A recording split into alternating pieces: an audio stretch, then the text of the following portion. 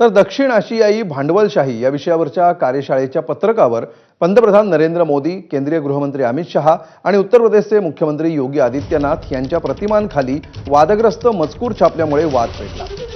IIT मुंबईनं या कार्यक्रमातून माघार घेतली आहे। अमेरिकेतील बर्कले विद्यापीठामध्ये कालपासून ही कार्यशाळा सुरू झाली आहे। या कार्यशाळेच्या आयोजकांमध्ये IIT मुंबईचं नाव असल्यामुळे समाज माध्यमात जोरदार टीकेची झोड उठली होती। त्यानंतर या कार्यक्रमातून माघार घेण्याचा निर्णय घेत समाज माध्यमांवरील पत्रकं काढून टाकण्यात आली। पत्रकावर पंतप्रधान नरेंद्र मोदी, केंद्रीय गृहमंत्री अमित शहा आणि उत्तर प्रदेशचे मुख्यमंत्री योगी आदित्यनाथ यांच्या प्रतिमा होत्या।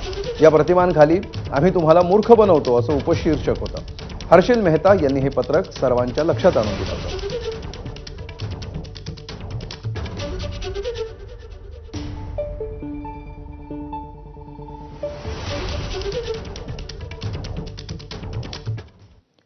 तर नवी मुंबई आंतरराष्ट्रीय विमानतळाला लोकनेते